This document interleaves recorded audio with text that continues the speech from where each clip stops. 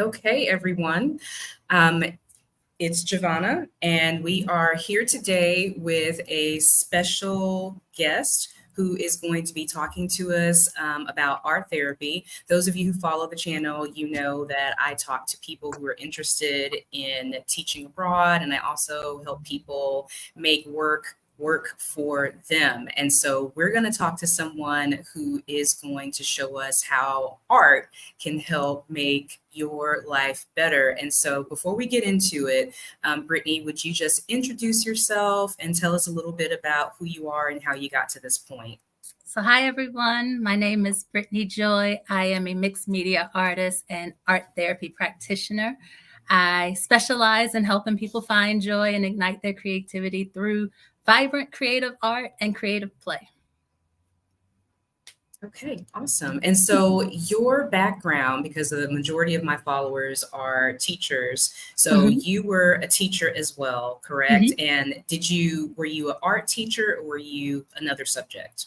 So I taught general education for kindergarten through fifth grade. I pivoted into math specialty, but even in the classroom, I utilized art in my curriculum. I interacted with and influenced my curriculum using art because art was my little passion area, if you will. And most of my students, as anyone who's been in the classroom know, you have to have multiple modalities to reach your objectives. And so we utilized art in our curriculum. And I actually did a lot of training with teachers, helping them to enhance their curriculums in that space.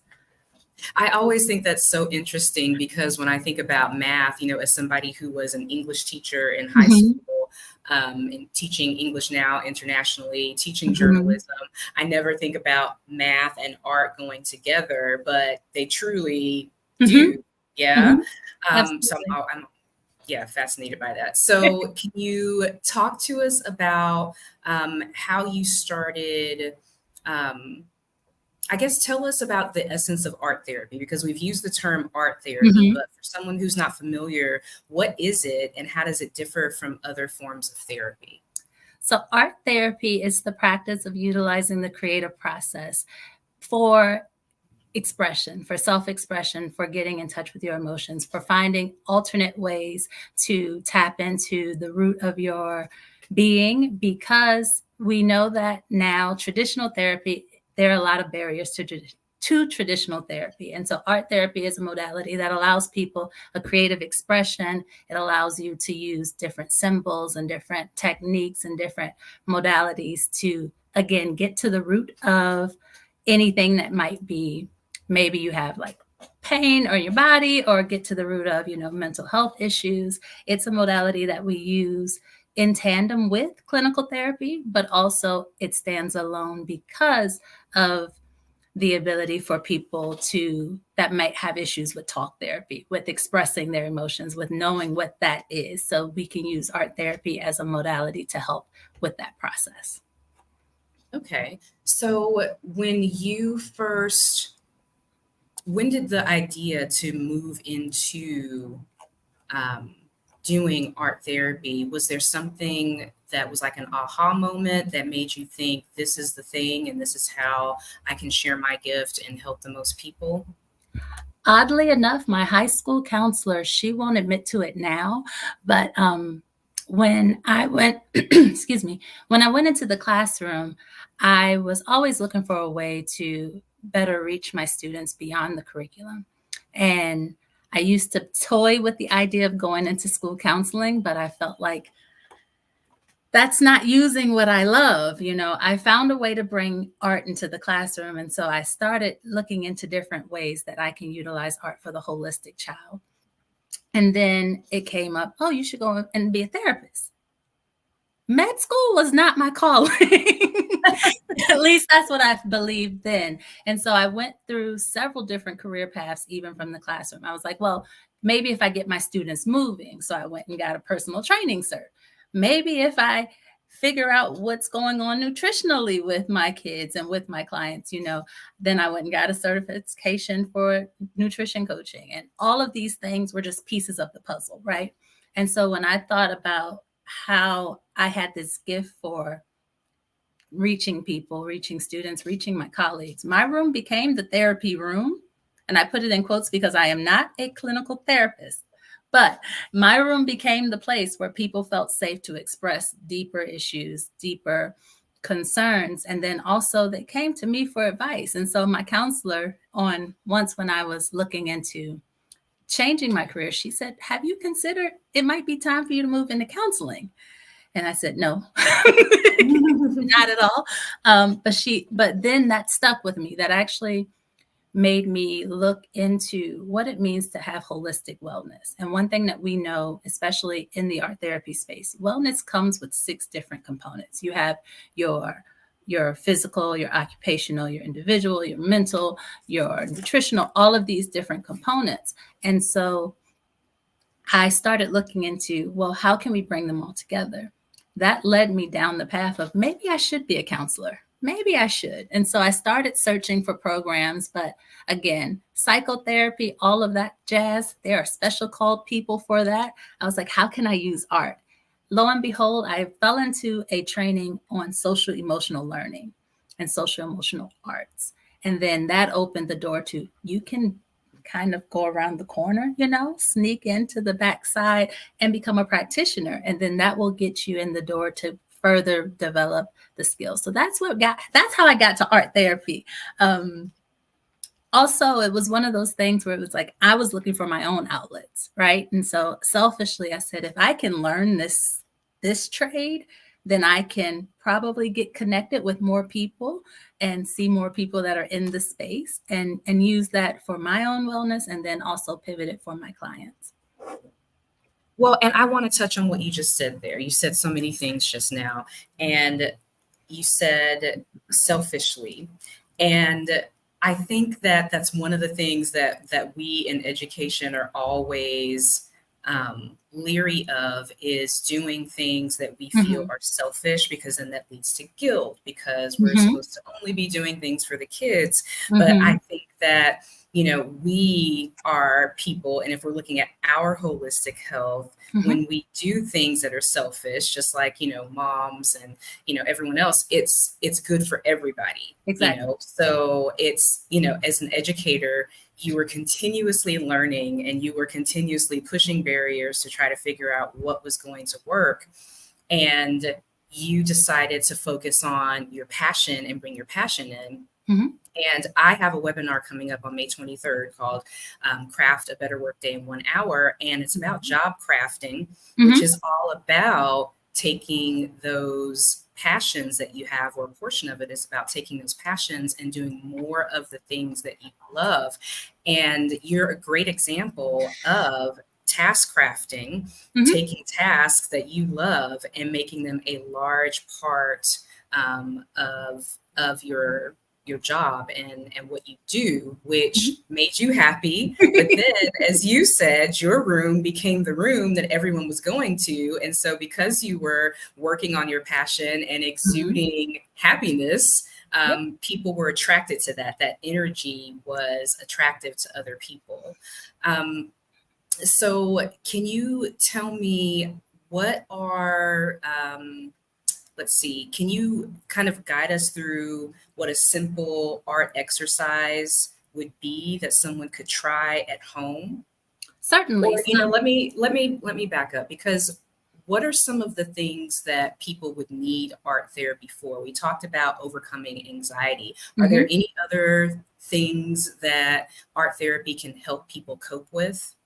So art therapy can help people cope with a lot. One study that I was actually digging deeper into showed that art therapy was very beneficial for people that deal with trauma, especially post-traumatic stress trauma, with any sort of nonverbal issue where they cannot express or articulate verbally, like, this is what we're going through, this is what I feel, because they can't attach feelings and emotions to what they're actually feeling and emoting. And so art therapy is really beneficial for people who might struggle with verbal expression. Art therapy is also really good for people that aren't necessarily developmentally in a place where they have the vocabulary or the understanding. And so we find that art therapy really works well for children, really works well for children that might be going through traumatic events because they aren't understanding what this traumatic event is, but it helps them to process and helps them to get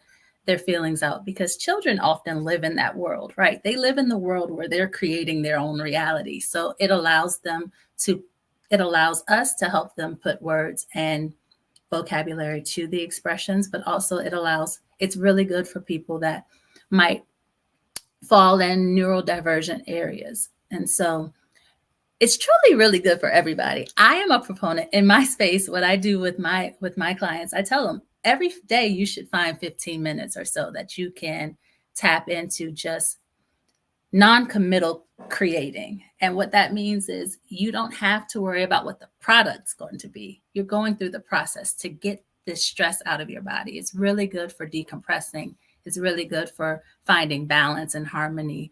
And it's really good for stress management. So if you're in a heightened, stressful job, teachers, nurses, principals, doctors, all of the beings that are in public service, it's really good for them too. Okay. All right. So tell us, for adults, what might be a simple art exercise that they could try to manage anxiety? Our educators right now are trying to make it through these last couple of weeks of school, and the kids are bouncing off the walls and all of that stuff. So what are some things that they can do art-wise to help manage anxiety? So a few therapeutic processes that you can even use while you're at work.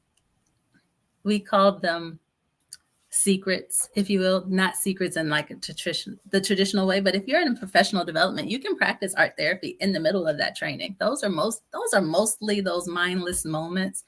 Sorry, PD people in the world. But those are those moments where you find yourself, especially when your thoughts are getting away from you. If you find yourself starting to work on something, a process, and your mind goes a mile a minute into all of the different decisions you need to make, one thing you can do is it's breath work, but it's drawing your breath, it's drawing your breathing. You can very simply on a Post-it note or a sheet of paper, or even the corner of your professional development workshop materials, you can take your pen, pencil, crayon, or even just your finger without a writing modality and trace your breath. And so I practice this every day myself, but you as you inhale in, you draw in one direction, and then as you inhale out, you draw in the opposite direction. And you do that until you can regulate your breathing. And that's one way that we work with people that have anxiety or that are getting really worked up. We work on bringing your center, recentering yourself, bringing your breath back down. Another modality that you can use that is therapeutic art, but not traditional art, is visualization. And so while you're in a heightened stressful situation, it's the practice of closing your eyes and visualizing that place that you can escape to, even in that moment. And you can use that process to then, what do I see? Activate all of the senses. What would this smell like? What would this feel like? And then sketch that out so that you have a little sticky note that reminds you of your happy place while you're going through heightened stressful situations.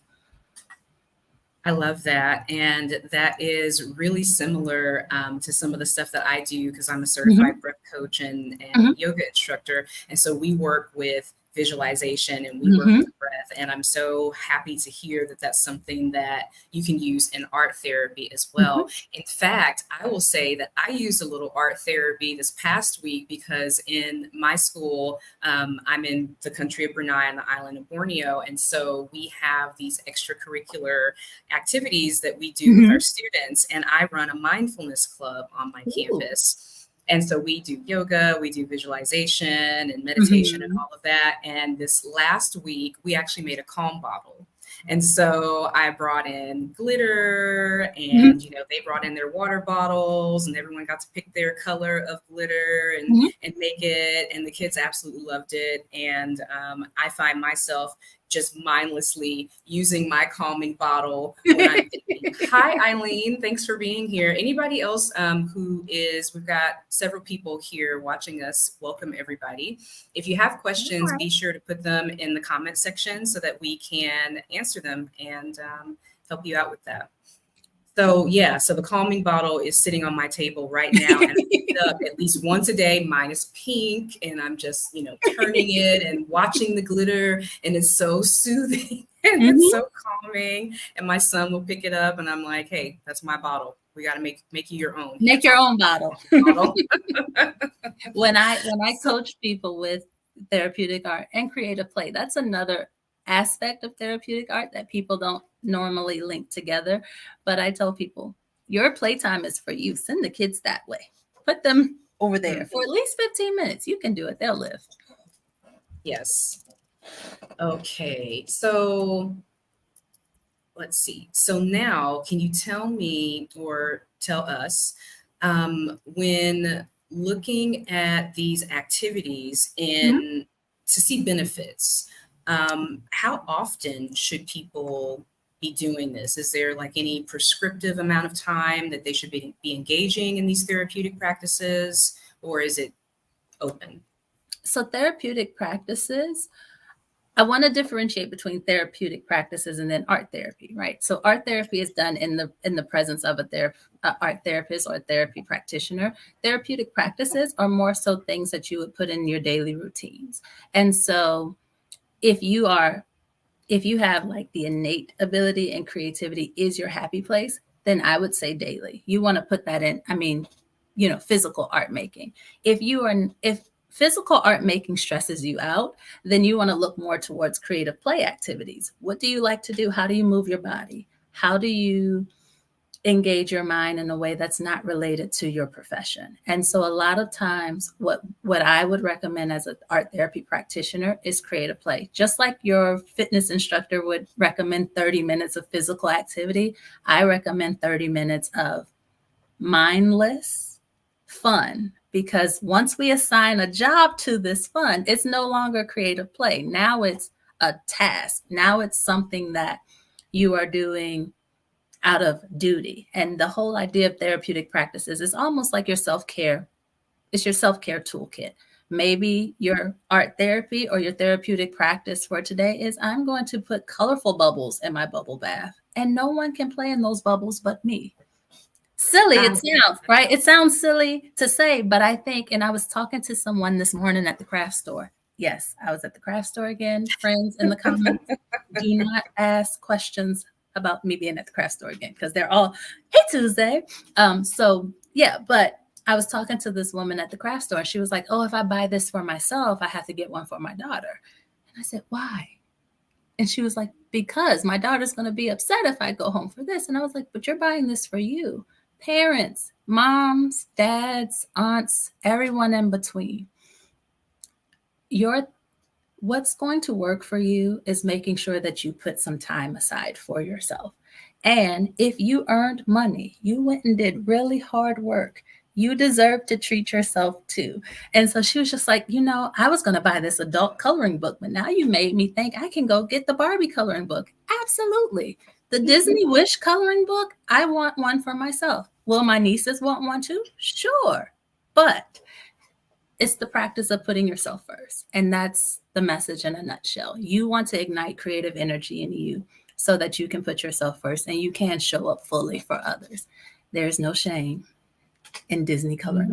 And no. coloring is actually a therapeutic practice too. It's therapeutic practices, especially in art, take away the need to focus so much brain energy on I'm doing this with a purpose. It's actually relieving that stress. And so that anything that can do that, if you can do that for 30 minutes a day, if you can do that for more minutes a day, even better. But 15 to 30 minutes, you will see a change in even your resting heart rate. Yeah, I definitely can see that. I have coloring books, and in fact, you've inspired me to get them out of the drawer because they've been put away somewhere, and I need to get them out in color. Um, and I can see that because you're just letting go of any Mm-hmm. responsibilities, any need to be somewhere and doing stuff, and just kind of letting your brain have fun and Mm-hmm. rest and recuperate so that when you do go back to those places where you have to be and where you have to be working on something, Mm-hmm. you're on a schedule, you're more energized because you have, in a way, given yourself rest. You're giving yourself Mm-hmm. some mental rest. Yeah. It's like active recovery. right? Mhm. You have done all of this stuff. You don't want to stop completely, but you want to re-energize yourself. So how can you do that? Active mental recovery. We're going to do something that doesn't require our brain to work hard, and Mhm. we're not going to judge it. So that's a big component of therapeutic art and art therapy too. Not assigning judgment to anything you create.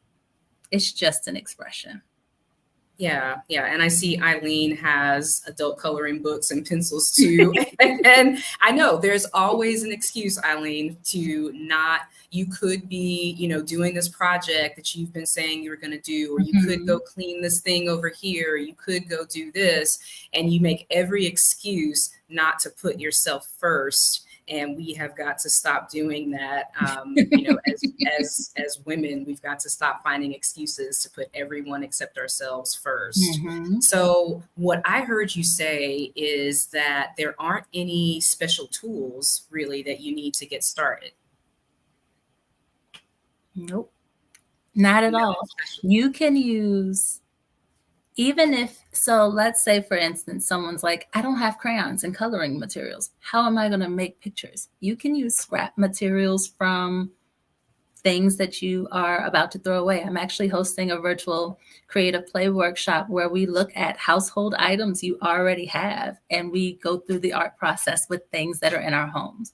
Makeup that might have expired, or maybe you're in, you have a ton of magazines stacked up that you are about to throw out.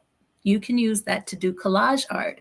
And collaging is a way that maybe you want to visualize better. So we often hear everyone talk about vision boards, especially in our communities when we're goal setting. But you can actually use collaging to reflect on something that you've already accomplished. That brings in another jolt of that creative energy and that those happy hormones, if you will, that you didn't have to go buy anything. So you'll be shocked if you go through and declutter a drawer and you have a lot of receipts. You can collage those receipts. It'll bring back memory of that meal you had that you really enjoyed, or that time that you spent with your family. And then you can add photos and things of that nature. You don't even have to have tangible materials. There are so many apps out there now that you can digitally practice creative art.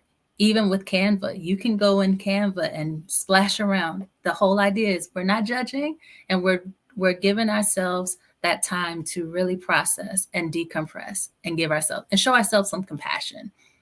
You'd be surprised what you can find when you just let yourself play. I really love that. And when you said digitally, because that is my wheelhouse right there. And so that reminds me, one of those things that I say I don't have time for. I'm going to make a confession here. I am a huge player of The Sims.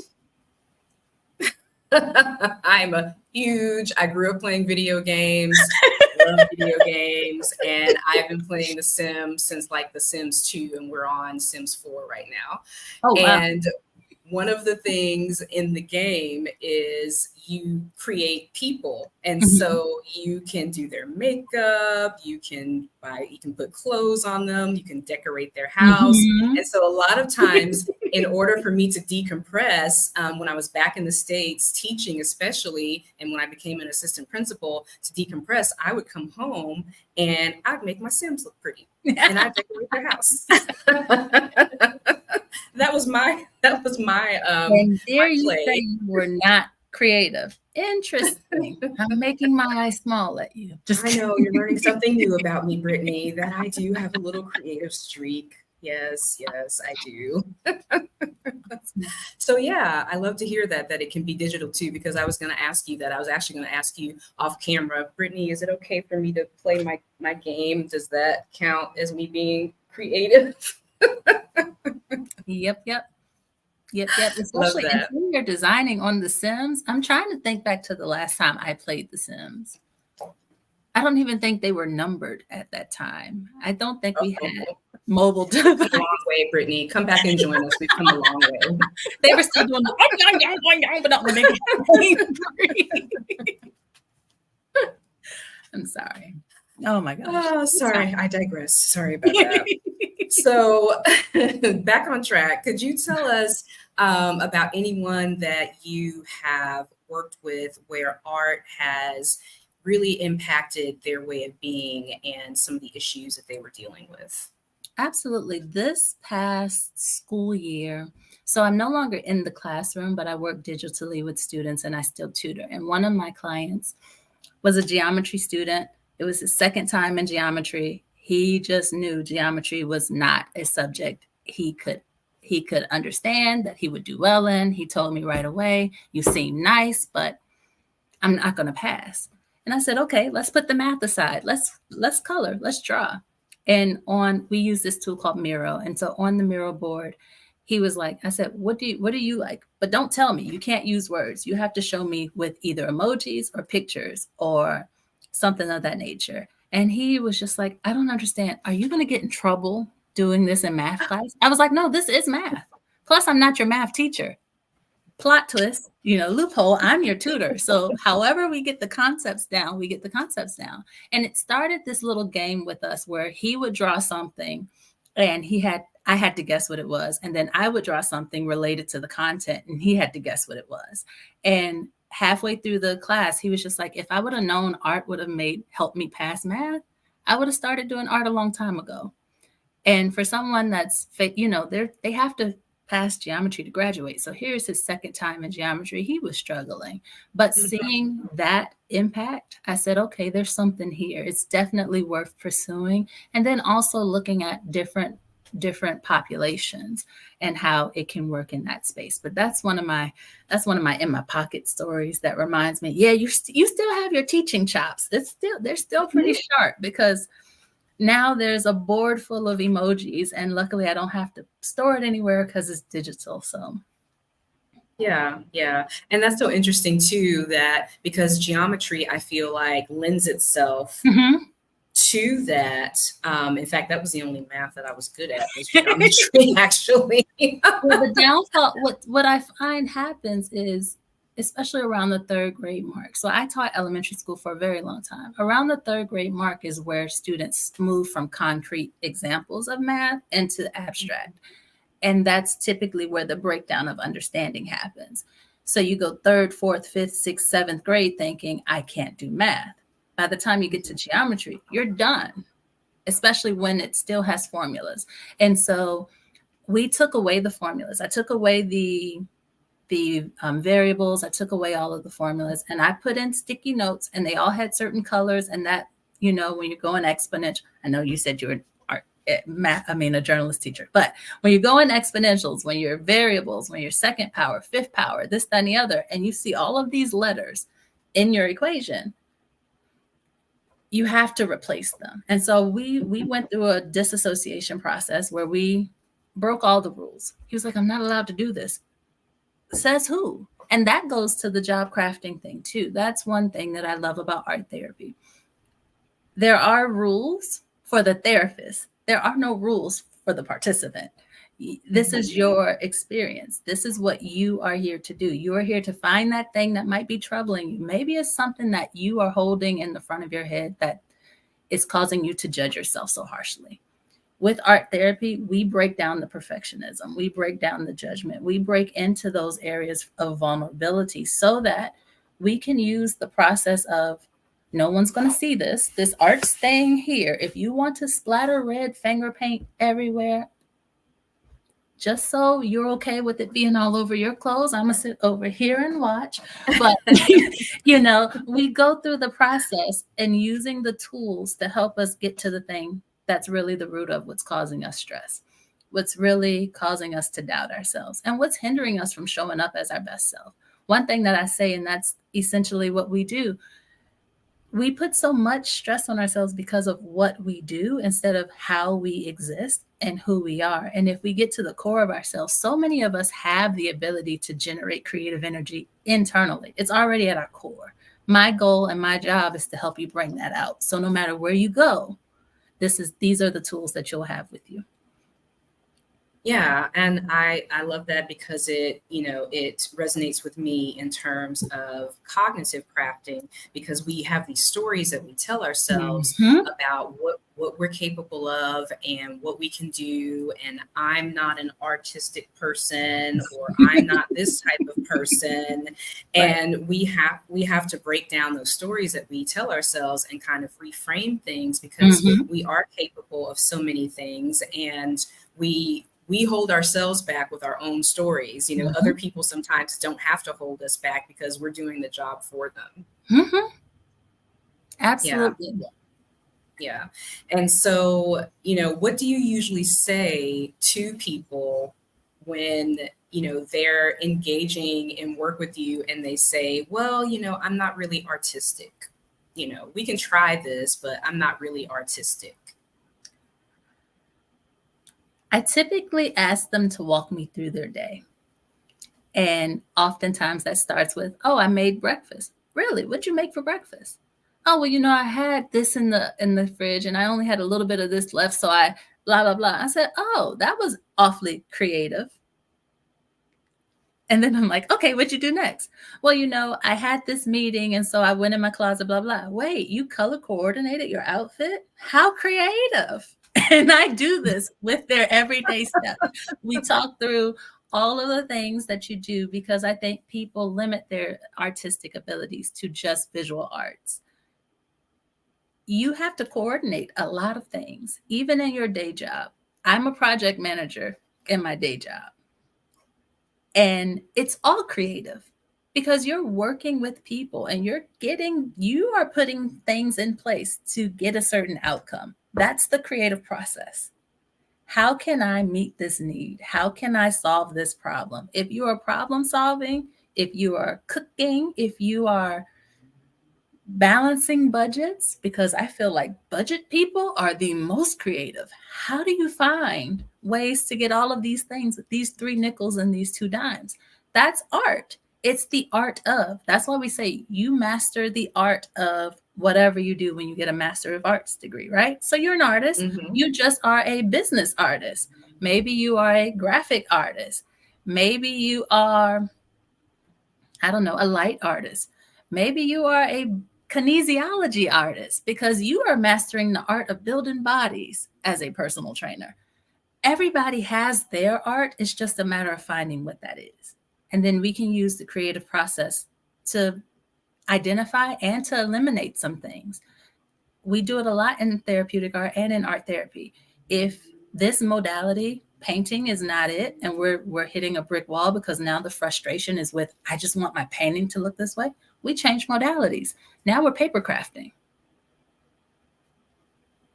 Cutting is something we do in kindergarten, right? So paper crafting has a little bit less judgment to it than having to paint portrait art. But again, we don't come to art therapy as artists. We come to art therapy as people wanting to figure out how to express ourselves in our lives using the creative process. Mm-hmm. Okay. Yeah. I bet you were thinking, like, how many ways was I an artist today? I'm I curious. know. How many ways did you create today? Yes. How many ways did I create? I created this lovely ginger tea with some cloves in it and a little bit of collagen powder. So I was an artist in that way. I Mm-hmm. was an artist in getting my son to school today on Mm-hmm. time. Wait, you have a tiny human that you gave birth to.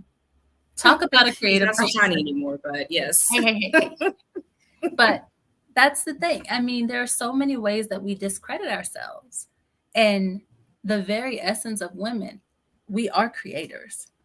Mm-hmm. Give us anything, we are going to create. It might not look like Van Gogh, it might not sell for millions of dollars, but we are making impact in our communities and we're making impact in our sphere of influence. That's a creative. That's an Mm-hmm. artist. And if you can do it and people love you while you do it, that's even bonus points because you had to convince people to do something. You had to Mm-hmm. convince those children to go clean their rooms. How did you do it? You created some sort of balanced statement. So, yes. Yeah, and I think that framing it that way for people who are a little bit skeptical or a little bit reluctant to try art therapy, I think that, all of the things that you just talked about are great ways to kind of give them that cognitive shift Mhm, for them to see that they are creative and it's not just this little box and only mhm, these people who have, a paintbrush or, clay. Those aren't the only creative people. So I do mhm. love that broad definition of what creativity can be. Um, so can you tell me, is there a home environment, how can people create a home environment that's conducive Mhm. to engaging in creative play? So I am going to be a walking contradiction for about the next 5 seconds, and that's okay. No judgment here, right? Right. Right.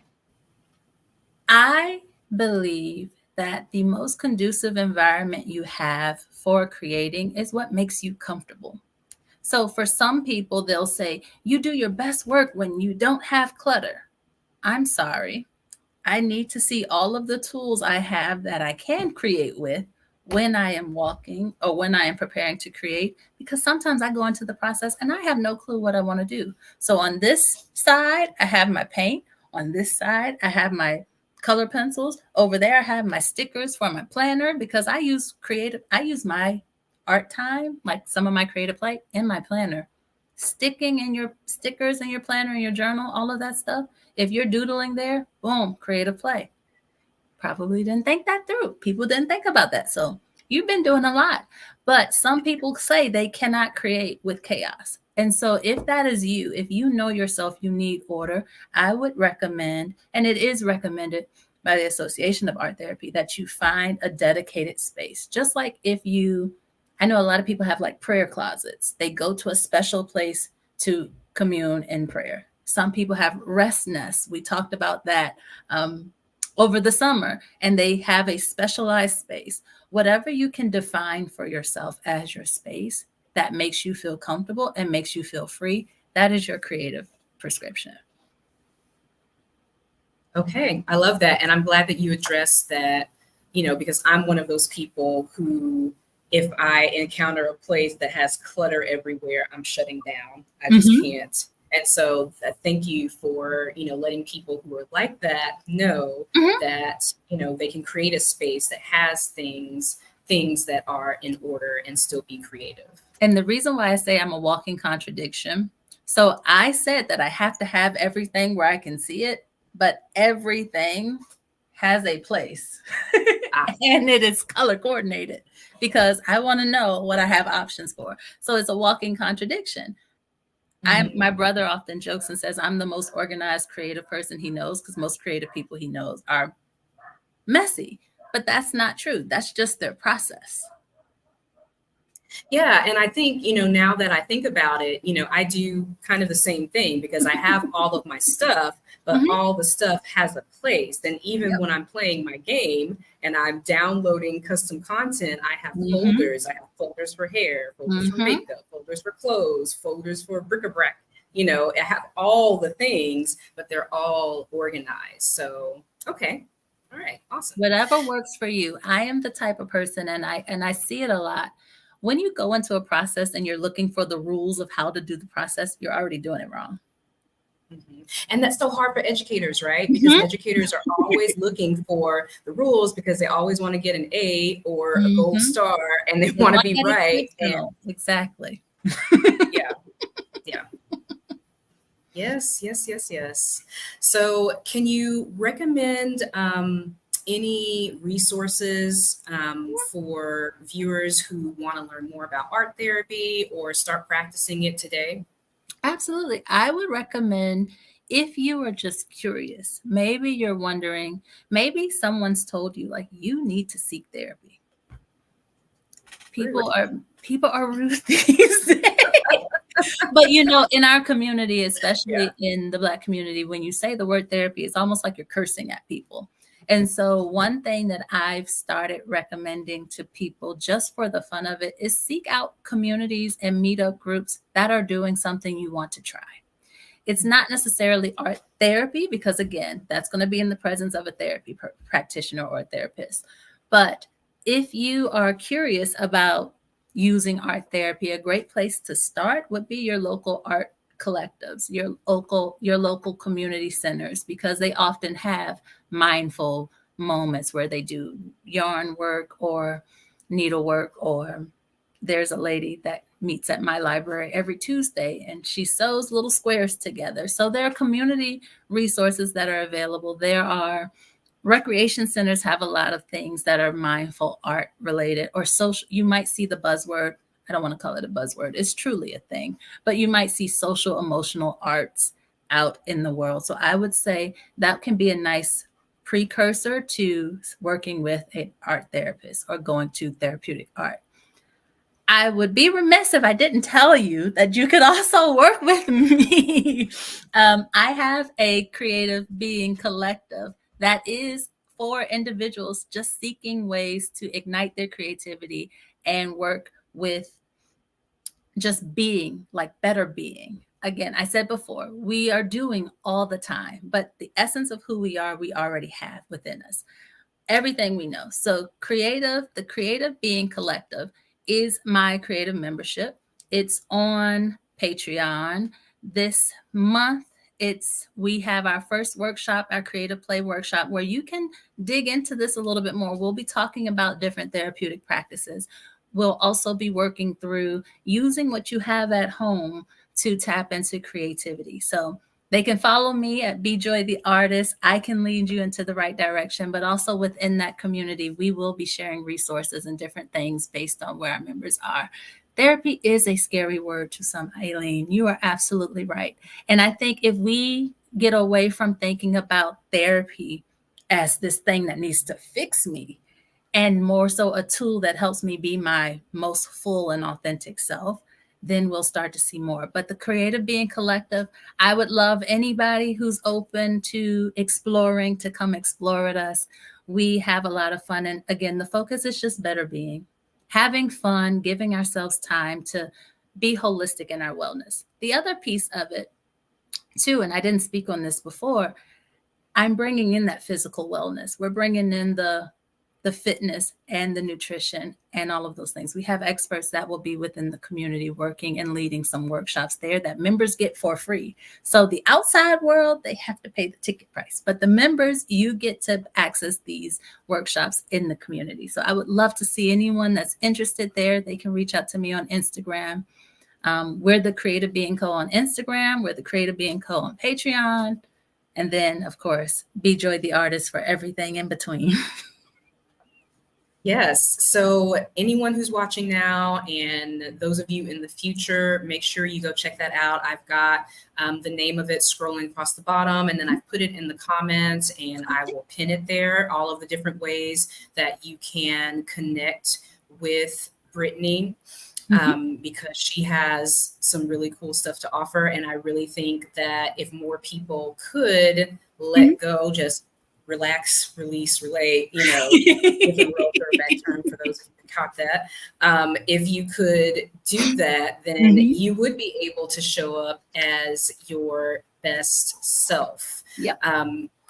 And another way that you can show up as your best self is to take control of your work by job crafting. And so on May 23rd, I have a free webinar that you can join that will show you how to adjust what you do at work, who you do it with, and how you think about it so that you can have more joy and more impact at work, which is so important because that's what gives you the energy to really live your life. We spend so much time at work doing things that we think we have to do in a way that we think we have to do it. And that's not necessarily the case. And that's what I help people see, is that they have options of how they engage with their work on a day-to-day basis. So if you're coming home feeling tired, if you're coming home feeling irritable or resentful, it might be time to look at how you are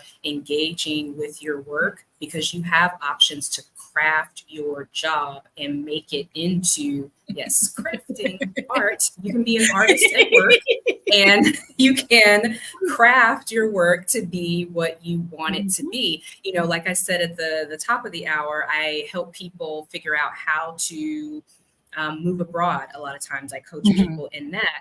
And the thing that makes people want to move abroad is that they're unhappy at work sometimes. And so if you don't fix the way that you're engaging with work in the States, you take those same habits with you when you move abroad, because wherever you go, there you are. Exactly. Right. You are going to be there. You are the only person you are going to spend the rest of your life with. So wherever you take and pack, it's with you. Absolutely. That's what you've got. And so to those of you in the audience, does anyone have any questions that they want us to answer? Thank you all so much for being here and engaging in the conversation. Make sure that you like this video. Follow my channel if you like the content. Definitely follow Brittany. Sign up for all of her stuff. And you, every week, you're on Instagram Live doing creative play. Can you talk about that too? So Creative Conversations, that's our dedicated time on Wednesday evenings. We do pop-ups some other days too, but that's essentially our time to let go of the day and find something that we can play with. I often tell my people it's time to hide.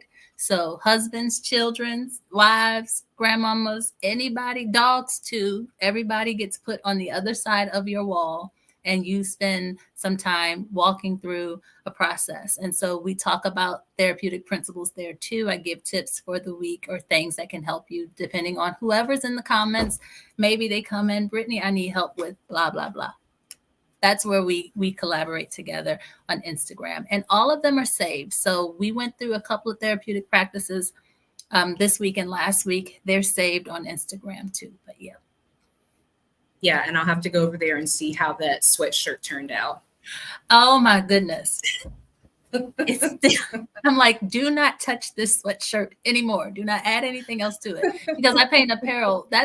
I used to paint apparel in high school. A little bit of a segue. That's something that I've been trying to get everyone to understand. Oftentimes the things that bring us the most joy, we did when we did not have bills.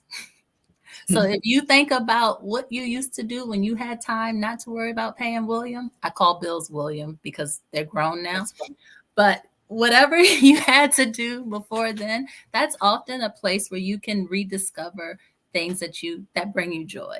And so I saw them coming back to recently. My cousin, she just graduated from VCU, and she is a member of a sorority, and she had painted jeans. And I think, is my aunt still in the comments? Auntie, are you in the comments? 20 years ago, I painted jeans for everybody in my family for events. And I just said, it's so funny how things come back. So if you are right now stuck trying to figure out where can I find what did I do well? Go back 20 years ago. And if you were not alive 20 years ago, we don't want to know that. But go back 20 years ago, think about those things, because I used to paint apparel for people. And then I was like, you know what? I'm going to get back into that too. I'm going to paint for fun. And here we are. Now we're painting everything. You just unlocked a memory for me. I remember in elementary school, probably like in the first grade or the second grade, I used to write and illustrate jokes and sell them for like a nickel or a dime or something. Little Giovanna used to write jokes and like illustrate, draw, color, fold them up, and then sell them to. Man, I was an entrepreneur back in the day. Everybody that was here at the beginning, didn't y'all hear her say she wasn't creative? I said I wasn't artistic. Drawing jokes and selling them to people? Yeah, I did that. So maybe I need to revisit that and see if there's a market for anybody with. And now you have like real life experience that you can add to those jokes. Millionaire business idea right there. There you go. There we go. You heard it here first. Copyright, Giovanna May Reese. Don't try to steal it. Amazing. Well, Brittany, thank you so much for being here today and sharing your light and sharing your creativity with everyone. And I do hope to see some of you in the collective and signing up for her offers so that we can all relax, release, relate. Yes. I'm going to go into the night saying that now. That's going to be my chant as I finish up my next project. Thank you again for joining us, and I will see you next time, everyone. Thank you. Thank you. Bye.